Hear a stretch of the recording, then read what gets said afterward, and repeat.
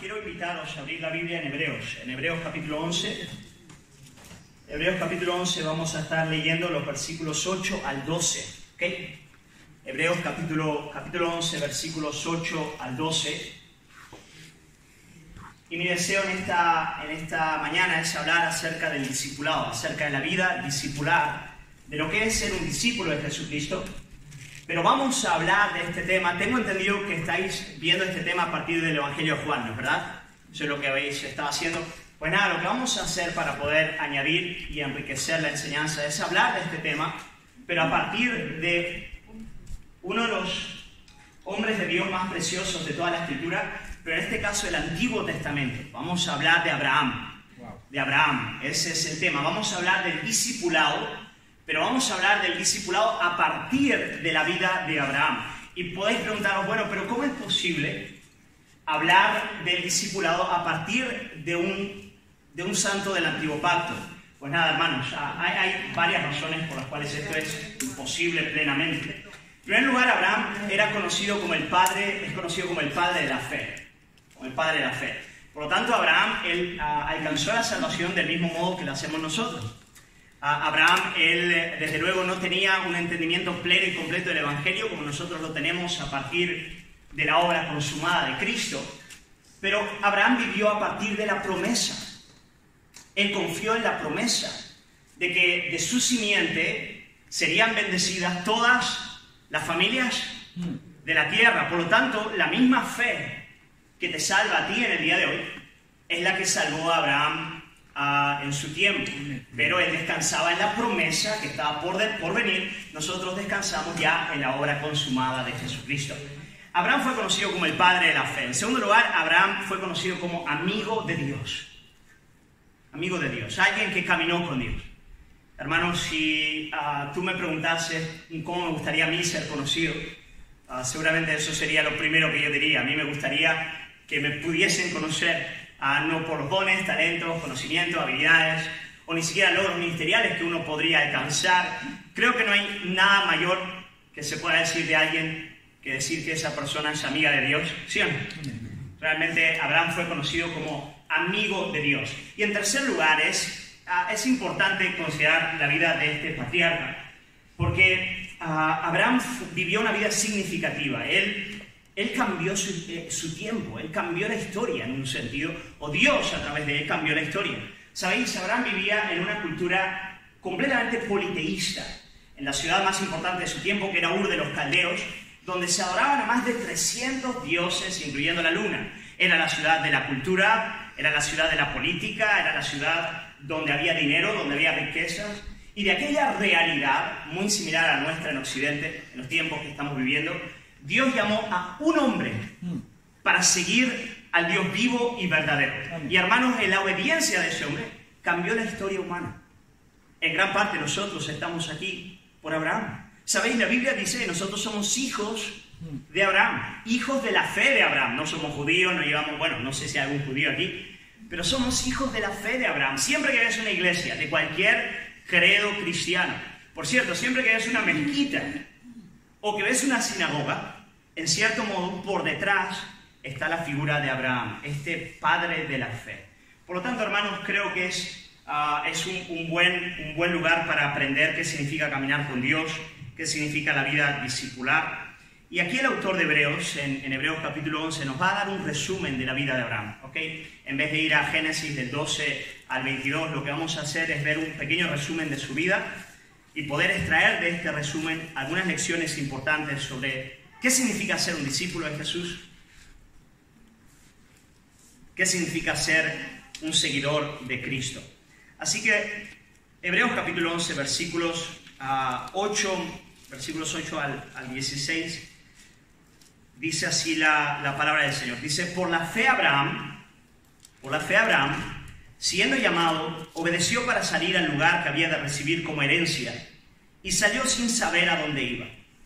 Por la fe habitó como extranjero en la tierra prometida, como en tierra ajena, morando en tiendas con Isaac y Jacob, coherederos de la misma promesa, porque esperaba la ciudad que tiene fundamentos, cuyo arquitecto y constructor es Dios.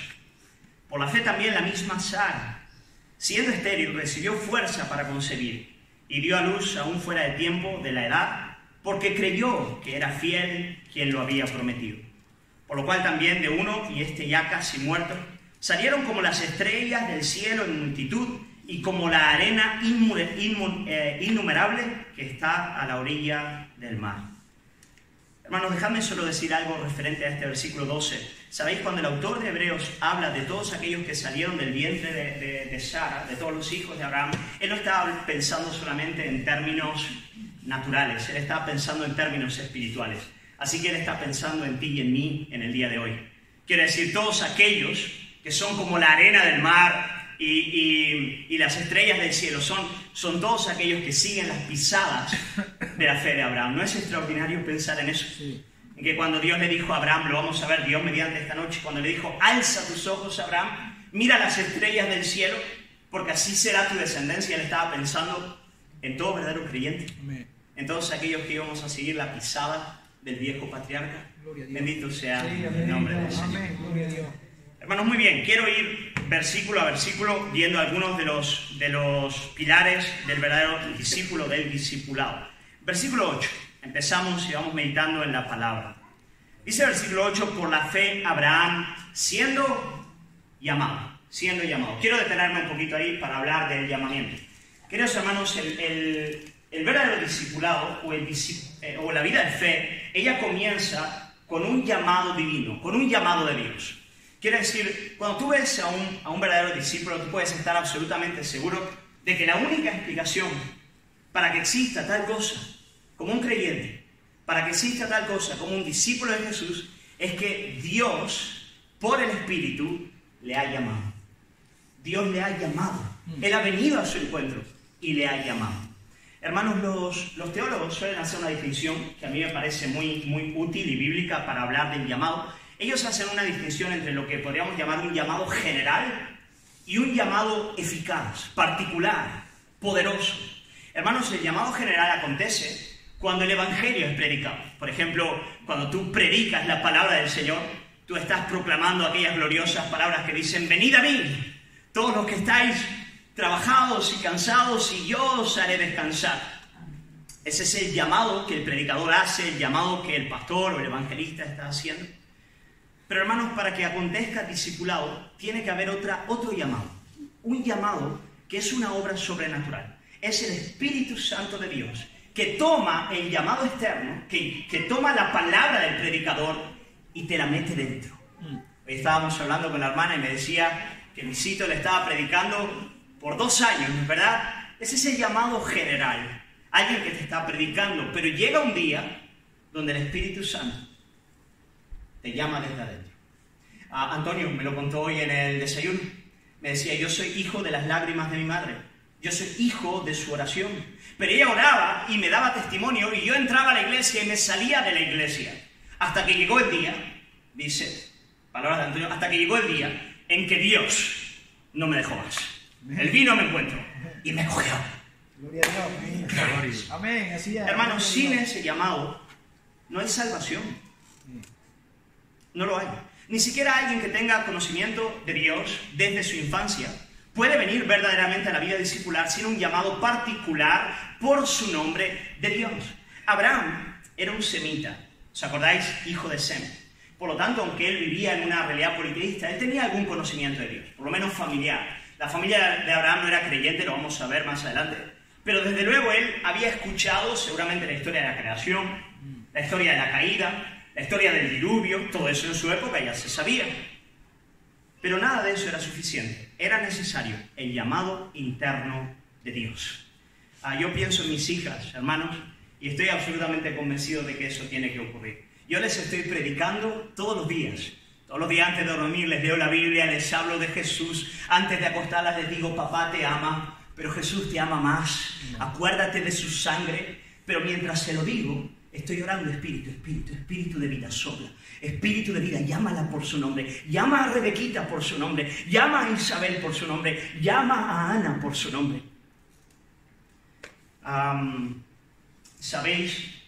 Mañana va a predicar en Granada un joven que Raquel conoce muy bien, se llama Carlos Vela.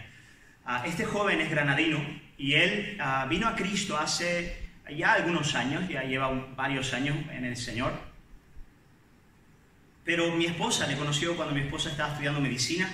Mi esposa hizo la carrera de medicina en Granada y el segundo año de la carrera, son 6 años, el segundo año de la carrera ella conoció a Carlos Vela y a partir de ese momento empezamos a predicarle el Evangelio. Hermanos, les predicábamos el Evangelio el tiempo entero, porque veíamos que había algo ahí, entonces le metíamos a Cristo en la sopa, le metíamos a Cristo en el café, le metíamos a Cristo un cafelito, sí, gloria al Señor, viene de Dios, Él hace la obra, nos revigora como Cristo, ¿no? O sea, le dábamos fuerte, porque teníamos esperanza, pero llegó un punto donde dijimos, mira, ya está, ha sido un año predicándole y no vemos fruto, entonces lo dejamos.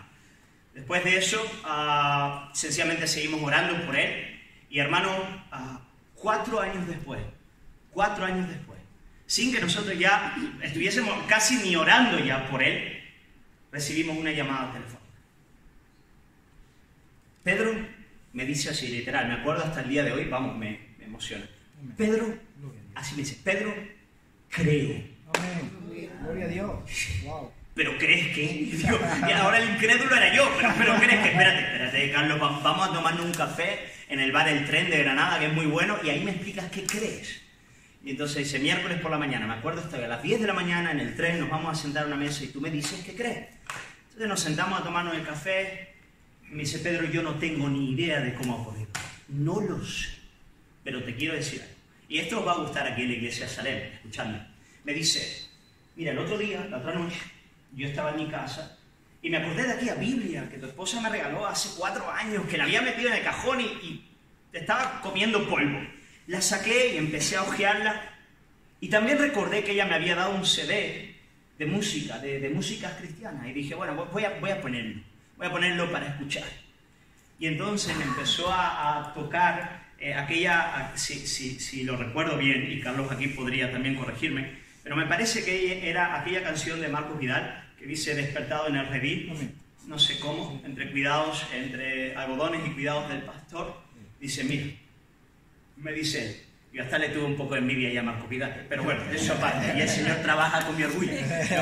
Me dice, yo no sé cómo ocurrió, pero en ese momento creí, o sea, yo sabía que Jesucristo era el Hijo de Dios, que murió por mí. Ojo, no estoy alargando sus palabras, no estoy diciendo, creí quién es Él, que Él es Dios, que Él murió por mí y que Él vino a salvarme. No empezó con tontería, no empezó con cuestiones tampoco periféricas de la fe. No, fue al centro, fue al grano. Hermanos, yo le miraba y no daba crédito. Y decía, claro, como es un milagro, como es un llamado del Espíritu en el alma, siempre que ocurre, uno lo percibe como un milagro. Y además sabes que estás con un hermano. Lo sabes no solamente por la confesión doctrinal, que es fundamental, pero también por la realidad espiritual, por la cual tú te sientes unido en Cristo a esa persona. Yo dije, Dios mío, Carlos se ha convertido, gloria al Señor. Y hermanos, mañana va a estar predicando en el púlpito de la iglesia, ya lo ha hecho varias veces. En fin, un año después de su conversión falleció su mamá, hice el funeral de ella, lo casé, 2 años después, sus hijos han nacido y ahora es uno de los ancianos de las personas firmes de la congregación. Hermanos, es un milagro, es un llamado de Dios. Abraham estaba viviendo su vida holgada en Ur de los Caldeos, haciéndose su vida, cuando la palabra de Dios irrumpió en su alma y eso lo cambió todo. Déjame contar uno más, Rocío, y esta es más corta, no os preocupéis. Rocío vino a Cristo hace poco. Ella la conocimos en el cole con mi esposa, allí en el colegio del pueblo. Un colegio donde teníamos tanto miedo de poner a las niñas y decíamos, Padre, por favor, tememos ponerlas aquí, pero el Señor nos guió a hacerlo diciendo, no temas, ven, yo estoy contigo. Lo hicimos. A partir de ahí se han convertido ya 2 familias al Señor. Juan Carlos y Vanessa, su esposa, están firmes en el Señor, y la otra no es completa la familia, Rocío y su hijita Gabriela, el marido es guardia civil, estamos orando por él, predicándole y esperando en Dios. Pero Rocío tenía mucho corte de ir a la iglesia, no quería hacerlo, pudimos compartirle, ella tenía hambre espiritual, pero estuvo 2 años escuchando las prédicas por internet, eso es lo que ella hacía, no iba a la iglesia, pero escuchaba las prédicas. 2 años, y 2 años compartiendo con ella. Hasta se nos ocurrió darle un librito de Tim Keller que se llama La Cruz del Rey, muy bueno, por cierto, La Cruz del Rey, a partir del Evangelio de Marcos. Y ella llega un día en casa llorando y nos dice lo mismo. No sé qué ha ocurrido, pero cuando estaba leyendo, hubo un punto donde se habló de la cruz de Cristo. Y al mirar a la cruz, yo no sé cómo decirlo, pero algo en mi corazón dijo, a Él o le crucificas o te postras y le reconoces como Rey. Pero no hay media tinta. Dice, en ese momento, me dice Rocío, una hermana preciosa, en ese momento, dice, caí de rodillas al suelo, llorando y diciéndole, Jesús, tú eres mi Señor. Tú eres mi Señor. Y yo la veía y decía, Rocío, mi hermana, bienvenida a Cristo. Bienvenida a Cristo. Gloria al Señor. Ella está sirviendo en la iglesia, toca ahí el teclado, cosas muy bonitas. Y yo sé que historias como esta, aquí en esta sala, bueno, ya me habéis contado algunas, y yo alabo al Señor por todo lo que Dios hace. Hermanos, la salvación es un milagro. No me escogisteis vosotros a mí, sino que yo os escogí a vosotros. Yo os he puesto para que llevéis fruto, y vuestro fruto permanezca. En esto consiste el amor. No en que nosotros hayamos amado a Dios, sino en que Él nos amó primero. Amén. Abraham, fuera de Ur de los Caldeos, a la tierra que te voy a dar. Hermanos, la vida discipular, ella empieza con un llamamiento, con un llamado de Dios. Es un llamado, en primer lugar, de gracia. Es un llamado en el cual Dios no tiene en cuenta virtud alguna en el hombre, en el cual Él no está considerando ni nuestra fe, ni nuestro arrepentimiento, ni nuestro volvernos al Señor, ni nuestra vida de piedad. Al contrario, es un llamado que nos encuentra en la realidad de nuestro pecado. Cuando estábamos muertos en nuestros delitos y pecados, Él vino y nos dio vida. Vida. Amén. Vida. En efecto, la familia de Abraham, cuando él recibió su llamado, era una familia idólatra. Cuando Josué habla con el pueblo de Israel, ya cuando él está ya terminando su ministerio y está a punto de morir, y él entonces llama al pueblo a permanecer firme en el Señor, en Josué capítulo 24, versículos 2 y 3, dice, y dijo Josué a todo el pueblo, así dice Jehová Dios de Israel, vuestros padres habitaron antiguamente al otro lado del río, esto es Taré, padre de Abraham y de Nacor, y servían a dioses extraños. Y yo tomé a vuestro padre Abraham del otro lado del río. ¿Cuál era la realidad de la familia de Abraham, hermanos? Servían a dioses extraños cuando Dios le llama para seguir sus caminos. Es un llamado de gracia, es un llamado que no tiene en cuenta nuestra virtud, ni nuestra piedad y santidad. Hermanos, para mí eso es para dar botes de alegría. Sí, amén. Porque yo no podría estar en peor estado que cuando el Señor me llamó. Y eso es la firme garantía de que su llamamiento me llevará hasta el final. Bendito sea el nombre del Señor. Amén, gloria a Dios. Hermanos, como dice el apóstol Pablo, quien nos salvó, hablando del Señor, quien nos salvó y llamó con llamamiento santo, no conforme a nuestras obras, sino según el propósito suyo y la gracia que nos fue dada en Cristo Jesús antes de los tiempos de los siglos. ¿Cuándo nos fue dada la gracia, hermano? Antes de los tiempos de los siglos. ¿Por obras nuestras, hermano? No. Conforme al propósito eterno de Dios. Hermanos, ese llamamiento está anclado en una roca. El amor eterno del Padre, la obra consumada del Hijo y ahora el Espíritu Santo que viene. Amén. Y cuando oímos el Evangelio, nos llama, nos llama Padre. Y esa es la única razón por la que estamos aquí. Hermanos, este es un llamamiento de gracia, este es un llamamiento de poder.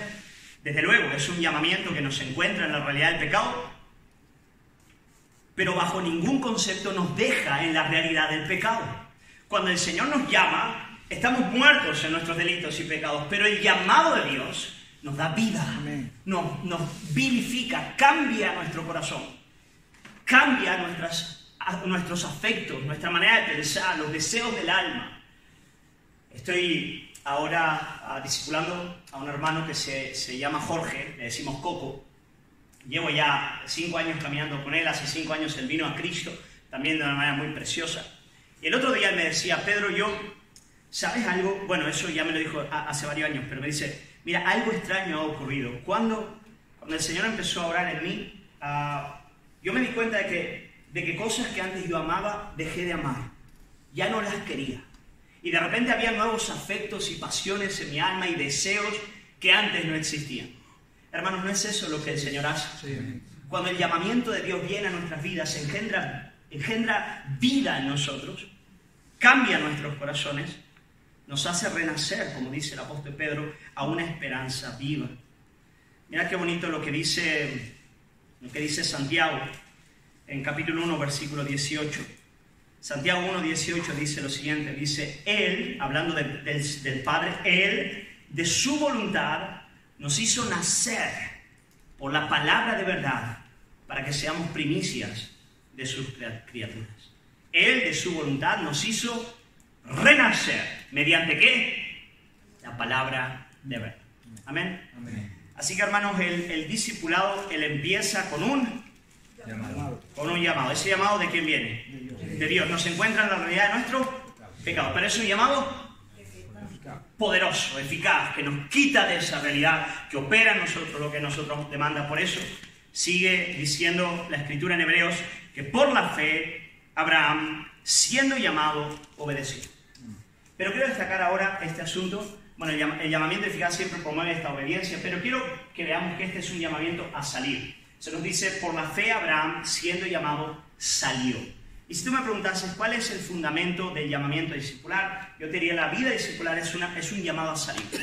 Es un llamado a salir, a dejar determinadas cosas para abrazar otras. Abraham fue literalmente llamado a salir de su tierra, ¿no es verdad? Como leemos en Génesis capítulo 12, cuando la palabra del Señor viene a Abraham y le dice, leyendo literalmente, vete de tu tierra y de tu parentela y de la casa de tu padre a la tierra que te mostraré. Abraham tenía que dejarlo todo. Eso me hace acordar a mi familia. Mis padres, como os dije ayer por la noche, son misioneros. Mi padre, cuando tenía 24 años, yo tenía un añito recién cumplido, tenía una imprenta. Tenía 8 trabajadores en la imprenta y claro, todo iba prosperando bien. Él hacía folletos, trabajaba como publicista, ¿no es verdad?, haciendo varios materiales de publicidad para diferentes empresas, y le enviaron un material para hacer folletos de una conferencia misionera. Él los hizo, los envió a la iglesia a la cual iba a tener la conferencia misionera, y otra persona le dice, mira, vente a una conferencia misionera para escuchar lo que van a compartir ahí. En ese lugar, hermanos, el pastor se llamaba Kenkudo, empezó a predicar acerca de la necesidad que hay del Evangelio en las naciones de la tierra, en diferentes pueblos, tribus, lenguas y naciones. Y mi padre dice que un fuego extraño empezó a arder aquí adentro y empezó el corazón a saltarle y a llorar. Y él decía, a mí no, Señor, a mí no. Y él decía, pero algo aquí adentro me quemaba. Yo sabía que el Señor me estaba llamando, Y dice, cuando fui a ver el folleto para el proyecto misionero, que estaban promocionando en la conferencia para ir por toda Sudamérica predicando, era el folleto que yo había impreso en mi imprenta. Wow. Y yo era incapaz de escribirlo, tanto que un compañero a mi lado me mira así como sin más y dice, Guillermo, tú deberías ir a esto, vente, yo te ayudo a inscribirte. Y dice, yo me sentía tan agobiado que lo dejé escribir. Eran 2 años viajando por todas partes. Se lo dice a mi madre dice, bueno, yo estoy convencida de que eso es del Señor, porque mi madre ya con 16 años había recibido el llamado para salir. Y entonces poco antes de salir mi padre piensa, bueno, lo que voy a hacer es guardar todo el material de imprenta. Después de los 2 años recorriendo Sudamérica predicando el Evangelio, regreso y vuelvo a trabajar. Y cuando mi padre piensa eso, poco antes de salir este pastor empieza a predicar una vez más y empieza a decir lo siguiente, si tú estás pensando en guardar todo lo que tienes para luego volver y retomar tu trabajo, ni siquiera salgas. Y mi padre, oh Señor, en serio, tengo que venderlo todo. Pues, hermanos, de eso ya han pasado 37 años. Y aquí estamos, plantando iglesias en diferentes lugares. Déjalo todo. Esa fue la experiencia que mis padres tuvieron. Yo cuando tenía 18 años, hermano, perdón que estoy contando tanta historia. Estoy aquí abriendo el corazón, contando a mi familia. Cuando tenía 18 años yo jugaba de profesional en la segunda división en Brasil. Aquellos que les gusta el fútbol, no sé si conocéis a un jugador que se llamaba Alemão, que jugó en Atlético de Madrid, en el Nápoles, en la selección brasileña. Él me fichó, él tenía mi ficha y me invita a Río de Janeiro para conocer a Donato, un jugador brasileño que jugaba en el Deportivo La Coruña, para hablar con él de la posibilidad de jugar en el Depor. Yo estaba súper emocionado. Yo decía, gloria al Señor, vamos a andar por 4 horas a caballo con Donato hablando sobre la posibilidad de jugar al fútbol en España. Eso para un joven brasileño de mi época, de mi edad, en aquella época era lo más. Y yo dije, Señor, tú estás en esto. Pero había una conferencia misionera también en una iglesia presbiteriana de Río de Janeiro ese mismo fin de semana. Y todos íbamos a ir también a la conferencia. Hermanos, ¿para qué? Es un peligro hacer esas cosas. Claro, es un peligro toda regla. El sábado por la noche estaba hablando con Donato sobre la posibilidad de hacer un fichaje, de hacer las pruebas necesarias, caminando a caballo y viendo todos mis sueños delante de mí. Y al día siguiente, por la mañana, cuando un misionero llamado Ronaldo Lidorio empieza a predicar y a contar la historia de los moravos y a hablar sobre la necesidad que había de predicar el evangelio entre los concombas y en las naciones de la tierra, oh hermanos, mi corazón empieza a latir. Y yo empiezo a llorar y a decirle, no, de esta manera no, ahora no. Señor, así no se hacen las cosas. Pero claro, ¿quién es uno para decirle al Señor cómo se hacen las cosas? Pasé la noche llorando. Le dije a mi padre lo que pasaba. Hasta para mi padre, que es misionero, estaba perplejo con la situación, porque había visto la oportunidad que se había abierto ahí para poder seguir carrera en el fútbol profesional, mi sueño. Pero yo le decía, papá, estoy seguro. Sé que el Señor me está llamando. No sé qué es lo que Él quiere hacer, pero sé que es el ministerio. Hermanos, ser llamado involucra una serie de cosas que pueden resumirse con esta palabrita, salir. Salir. En primer lugar, Abraham tenía que salir, tenía que dejar atrás su pasado y los ídolos de su familia. Eso es lo primero que Abraham tenía que hacer. En otras palabras, él ya no podía vivir la vida con el mismo sistema de valores y ambiciones que habían regido a toda su familia hasta ese momento. La familia de Abraham posiblemente había vivido para lo que las familias de hoy también viven. En otras palabras, para la afluencia económica, para el reconocimiento social, para hacerse una vida noble. Bueno, todo eso tenía que quedar atrás. Todo eso tenía que quedar atrás. Las prioridades del corazón de Abraham tenían que cambiar. Ahora tenía que ser la gloria de Cristo. Ahora tenía que ser la extensión de su evangelio. Ahora tenía que ser la formación del carácter de Cristo en su persona y su hogar. Hermanos, todo aquello que había regido la vida del patriarca hasta ese momento tenía que quedar atrás. Todos esos ídolos familiares tenían que quedar atrás. Y hermanos, eso es verdad en cuanto a todo verdadero creyente. ¿Amén? Sí, amén. Él tiene que dejar atrás el pasado. Tiene que dejar atrás los ídolos familiares. Yo quiero que pienses en eso. Si has dejado atrás eso. Porque es una de las cosas más difíciles. Hay personas que vienen a Cristo pero siguen ancladas en los ídolos que han adquirido de su familia. En otras palabras, siguen viviendo para el dinero, para la afluencia económica, para el reconocimiento social, para la adquisición de conocimiento, para hacerse un nombre. Hermanos, en alguna medida ese llamado a salir y a dejar eso atrás nos acompaña toda la vida. Porque como decía el reformador Calvino, nuestro corazón es una fábrica de hacer ídolos. Una fábrica de hacer ídolos. El otro día, hace 2 noches, estaba con mis niñitas y les dije, Rebeca, Isabel y Ana, les dije, ¿sabíais que en el corazón de todo hombre y de toda mujer hay un santuario? Y que ese santuario nunca está vacío. Siempre hay alguien que está ahí, sentadito en ese santuario, y que ese alguien que está ahí, solamente hay 2 opciones. O es el Dios del cielo, o es alguna cosa creada que ocupa su lugar. Quiero decir, solo hay 2 personas en la faz de la tierra. Los que adoran al Dios vivo y verdadero, y los que colocan alguna cosa que Él ha creado en el lugar del Creador. Ya sea una persona, una amistad, una religión, un sueño, un proyecto, el dinero. Y les dije, ¿sabéis? Eso que está sentadito en el santuario de tu corazón es tu Dios. Y es lo que tiene mayor influencia en toda tu vida. Ese que está sentado en el santuario va a gobernar tu manera de pensar. Va a gobernar tus afectos, moviéndolos de la ansiedad a la alegría, dependiendo de la condición de ese que está ahí adentro. Va a gobernar el uso que haces de tu tiempo, de tu dinero, de tus energías. Va a ser tu Dios. El Señor le dice a Abraham, Abraham, deja para atrás. Sal. Amén, hermanos. Amén. Tenemos que salir. Tenemos que salir. Tenemos que dejar los ídolos del pasado si queremos seguir a Cristo.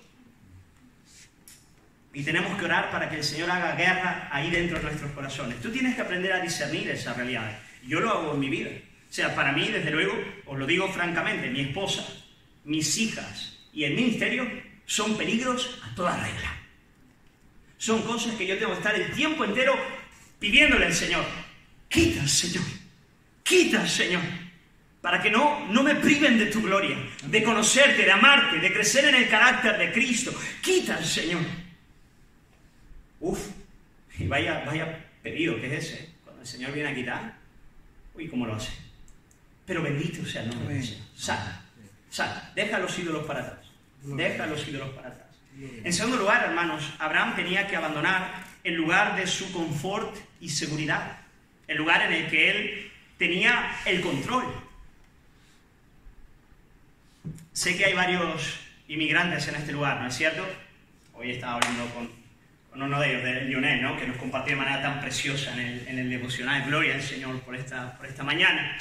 Hermano, salir de tu tierra es salir del lugar donde tú conoces, donde tú controlas, donde tú te sientes seguro, donde estás confortable. Yo quiero decirte algo, si quieres ser discípulo de Jesucristo, tú no solamente tendrás que luchar contra el pecado, contra los ídolos del corazón, dejándolos atrás, sino que tendrás que aprender asiduamente a ir donde no quieres ir y hacer lo que no quieres hacer. ¿Por qué? Porque Jesucristo va contigo. Hermano, en la familia, en la iglesia, en el mundo, tienes que aprender a hacerlo. Si quieres ser un discípulo de Jesús de verdad y crecer en el carácter de Cristo y ver fruto abundante y conocer su gloria, tienes que estar donde Él está. ¿Pero dónde está Él?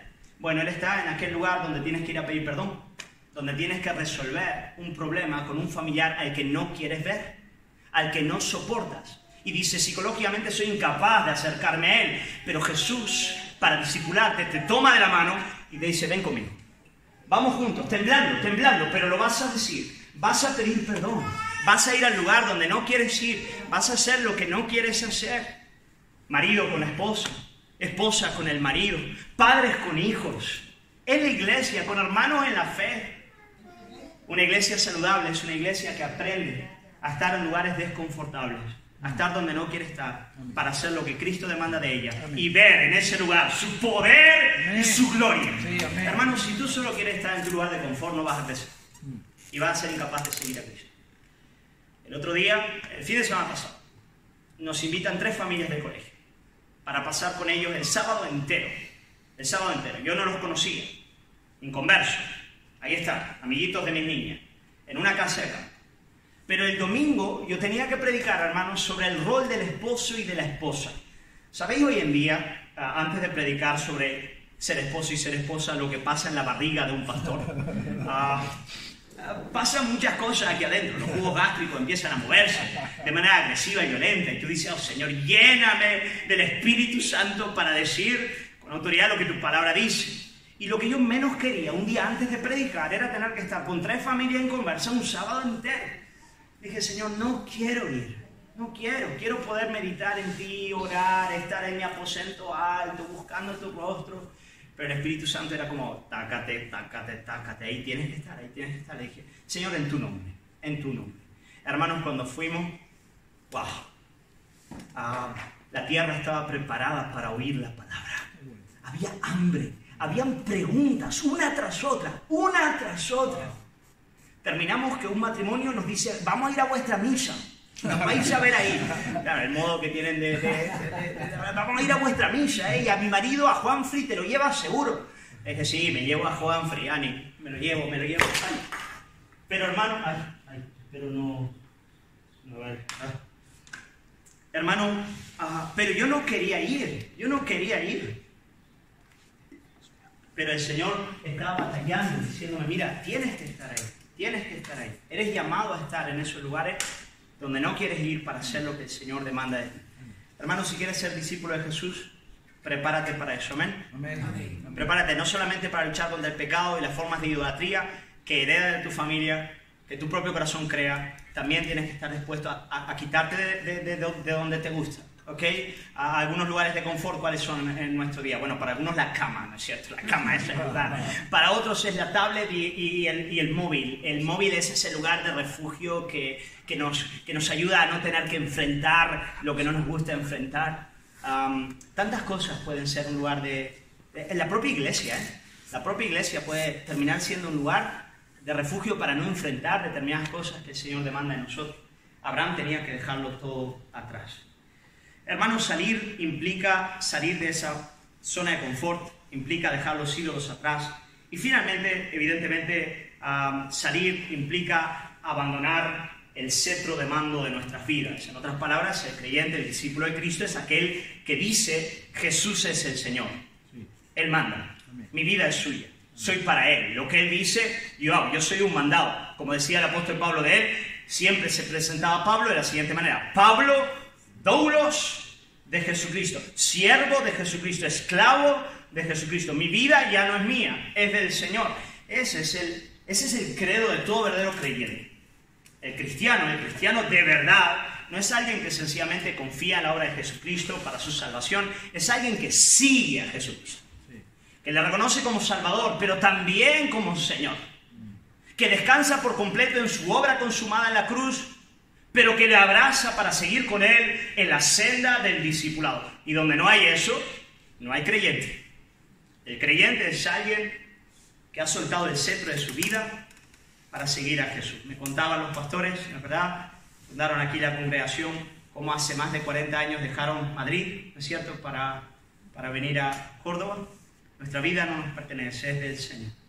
Marcos capítulo 8, versículos 34 al 36, es el texto fundacional de la vida discipular. Marcos 8, 34 al 36, dice así el Señor Jesús. Mirad qué interesante. Y voy a repetir algunos conceptos, pero pido paciencia, porque para eso estamos, ¿verdad? Sí. Estamos para eso aquí, así que nada. Marcos 8, 34 al 36 dice: llamando a la gente y a sus discípulos, Jesús les dijo: si alguno quiere venir en pos de mí, niéguese a sí mismo, tome su cruz y sígame. Porque todo el que quiera salvar su vida, la perderá.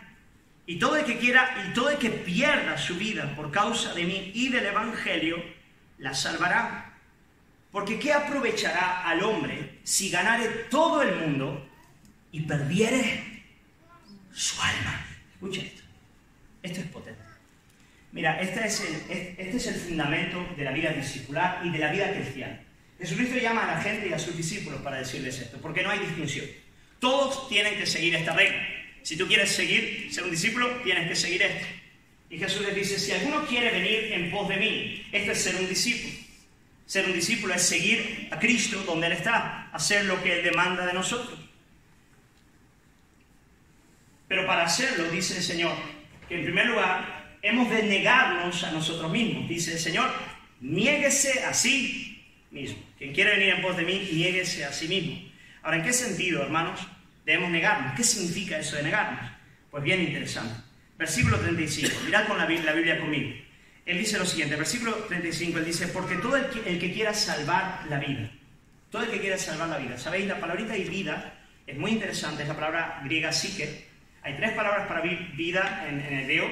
Una es zoe, que es la vida biológica, la otra es neuma, que es la vida espiritual, pero hay una tercera que es psique, que es la vida del alma. Psicología, psique, es el ego, es la identidad. Y Jesucristo está diciendo que el hombre natural, el hombre sin Dios, por regla general, él está buscando establecer su propia identidad en todo lo que hace.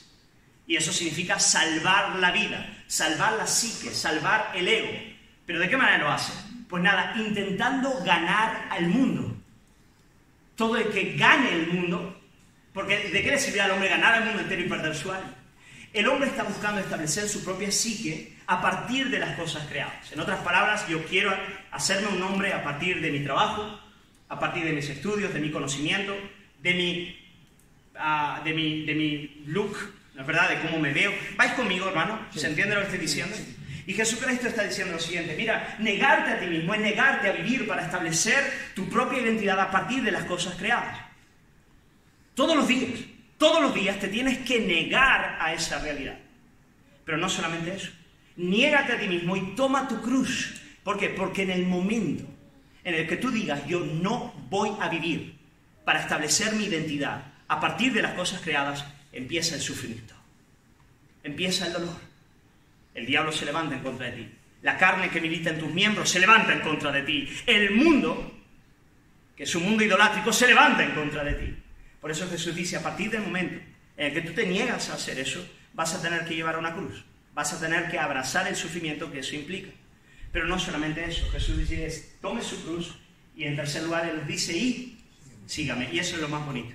Porque Jesús está diciendo, a partir del momento en que tú dejas de vivir para establecer tu propia identidad y tomas tu cruz y dices, no lo haré, no voy a buscar hacerme un nombre mediante mi trabajo, mediante mis estudios, mediante los dones que tú me has dado, no lo haré, voy a morir a eso. En ese momento Cristo estará contigo. Él estará presente. Su gracia, su poder, su favor estarán contigo. ¿Y sabes qué? Tú vas a ganar tu alma, vas a ganar tu vida. Fíjate qué lindo.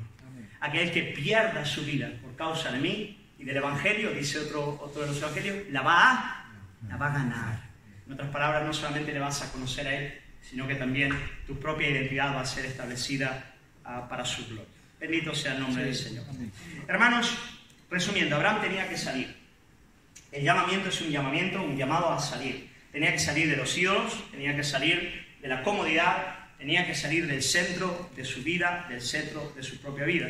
Ahora, bien interesante, tal vez una de las cosas más fuertes de este texto, es que Abraham tenía que salir sin saber a dónde iba. ¿Lo veis ahí en el texto? Segunda mitad del versículo 8, Hebreos 11:8. Por la fe Abraham, siendo llamado, obedeció para salir al lugar que había de recibir como herencia, y salió, hermanos, ¿cómo? Sin saber a dónde iba.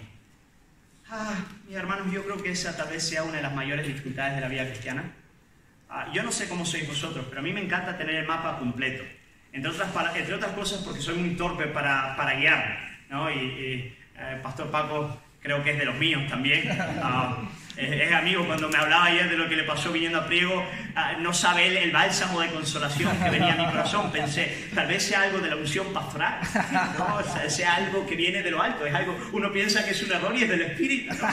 Amén, hermano, gloria al Señor. Yo soy de aquellos que sale de la habitación y digo, ¿para dónde está el servicio? Era para aquí. No, gracias al Señor, mi esposa, que fíjate que siendo mujer, y nada en contra, es mucho mejor en eso que yo, así que el Señor también sabe unirnos, ¿no es verdad? Hermanos, a veces queremos tenerlas todas con nosotros. Está bien, Señor, yo voy a dejar de vivir para esto, pero tú me dices a dónde voy y me da el itinerario completo. ¿Por qué? Porque nos gusta confiar en nuestra propia capacidad de entender la realidad, de interpretar lo que Dios está haciendo, de saber dónde Él nos está llevando. Y Dios no lo hace. ¿Sabes? Quiero decirte algo. Dios nunca nos muestra el mapa completo. A veces uno piensa, me encantaría subir a la colina y poder verlo, el mapa completo de los propósitos de Dios para con mi vida. Y ver hacia dónde va y cuáles son las paradas y los caminos y las curvas y las grandes montañas y los valles de sufrimiento. Me encantaría verlo todo para estar preparado y para poder avanzar. Bueno, hermano, eso sería una insensatez y sería absolutamente terrible. Pero no solamente eso. Es tan extraordinario lo que Dios está haciendo en nuestras vidas, que sería también una pérdida de tiempo que Él nos lo intentase explicar. Cosa que ojo no vio, ni oído yo, ni entró en el corazón del hombre. Es lo que Dios tiene preparado para los suyos. Imagínate que yo tuviese planes para con mi hija que tiene 4 años y ella me preguntase, papá, ¿qué quieres para mí? Y yo le dijese, hija, yo quiero que tú seas una ingeniera aeronáutica, quiero que viajes por las galaxias y logres interpretar los agujeros negros, etcétera y tal. Y ella me miraría diciendo, pero papá, ¿qué es eso? Bueno, más o menos así sería si Dios fuese a explicarnos a nosotros lo que Él está haciendo con nuestras vidas, porque solamente eso se va a despegar en plenitud cuando ya el Hijo se manifieste y seamos tal y como Él es. Hermano, Él no te va a mostrar todo el camino, pero Él te va a mostrar el paso siguiente. El paso siguiente va a estar delante de ti. Me acuerdo de Raquel, ¿no es verdad, Raquel? 4 años atrás, creo, cuando ella estaba pensando irse a Sevilla, y entonces el Señor le dijo, Granada. No le dijo todo, y todavía hay muchas cosas ahí que el Señor va a ir desplegando. Pero había un paso más por dar, y eso es lo que vemos en la vida de Abraham, y así es la vida discipular. Hermanos, yo no sé lo que el Señor va a hacer en mi vida de aquí a 5 años, pero hoy sé que tengo que pastorear a mi esposa, que tengo que educar y disciplinar a mis hijos, que tengo una iglesia a la que tengo que nutrir y a la que tengo que discipular. Eso es lo que sé hoy. Y eso es lo que tengo que hacer. Hay creyentes que se pasan el día en las galaxias. Oh, yo es que no sé lo que Dios tiene para mí. Oh, ¿cuáles serán los planes de Dios para con mi vida? Y lloran el tiempo entero diciéndole, Dios mío, ¿qué quieres para mi hermano? ¿Quieres un consejo? Deja de orar así y haz lo que Dios ha puesto delante de ti. Amén. Y Dios se encargará de cumplir sus planes. Amén. Amén. Y lee mucho la palabra. Amén. Porque en ella tendrás abundante material de lo que el Señor quiere para contigo. Llevamos bastante tiempo ya, ¿verdad? ¿1 hora? 1 hora, sí. 1 horita. Wow, qué cosa. Sí, no soy bueno controlando los tiempos, hermano. Pero bueno, déjame, ¿puedo avanzar un poquito más? ¿Tenéis paciencia? Tenéis que decir que sí, yo no voy a hacer. Lo entiendo, vaya situación cuando un predicador me dice eso y dice, no, pastor, pare ya, por favor. Pero un poquito más y ya cerramos. Abraham salió sin saber a dónde ir y así es la vida discipular. Jesucristo va trabajando con nosotros paso a paso sin mostrarnos el mapa completo. Versículo 9 dice, por la fe habitó como extranjero en la tierra prometida, como en tierra ajena, morando en tiendas con Isaac y Jacob, coherederos de la misma promesa. Hermanos, algunas cosas bien interesantes aquí sobre la vida discipular. La primera de ellas es que Abraham vivió como extranjero en la tierra de la promesa. Hermanos, esta es una figura extraordinaria de la vida cristiana. La vida cristiana es vivir como extranjero en la tierra de la promesa. Hermanos, nosotros vivimos a partir de la salvación que Cristo nos ha otorgado y nos ha otorgado en ella grandísimas promesas. Pero lo cierto es que ninguno de nosotros experimenta de este lado de la eternidad la plenitud de lo que Cristo nos ha otorgado. La vida cristiana es una vida esperanza, no es una vida plenitud. La plenitud está por venir. Ahora vivimos en esperanza, vivimos como extranjeros en esta tierra.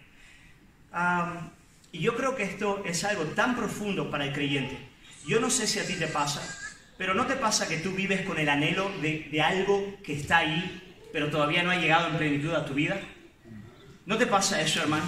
Que tú dices, yo sé que hay cosas, hay medidas de gracia que yo todavía no tengo.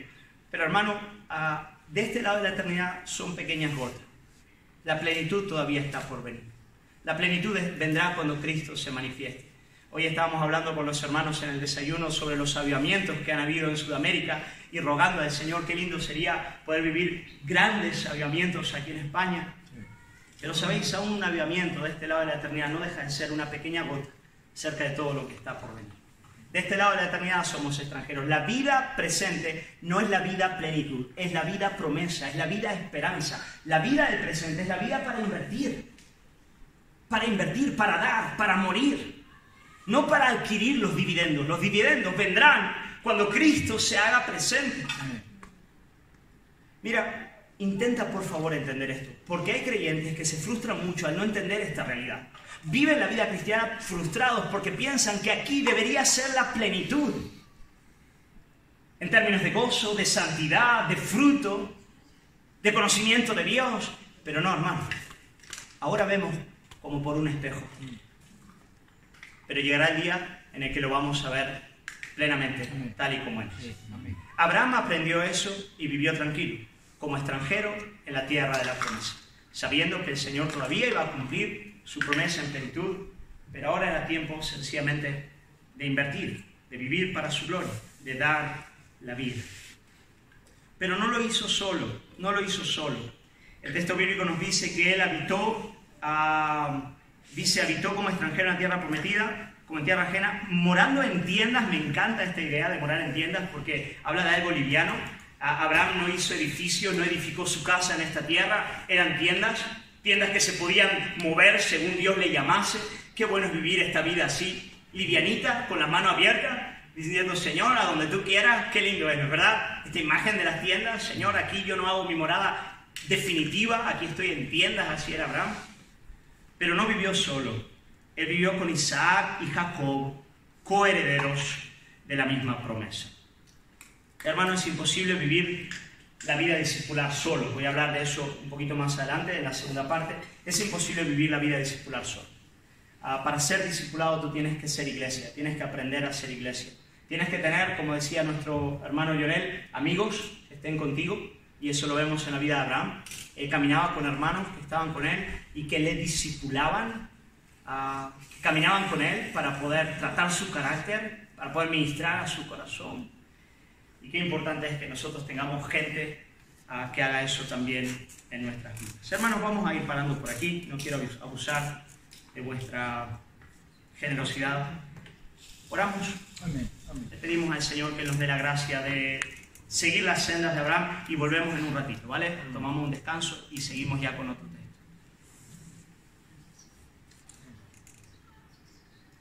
Señor, queremos agradecerte por ese llamado de gracia con el que tú viniste un día a nuestras vidas. Queremos agradecerte, Señor, porque esa es una obra que tú planificaste antes del principio de los tiempos y a su debido tiempo, en su momento viniste a llamarnos, Padre. Pero queremos pedirte que tú nos ayudes a seguirte.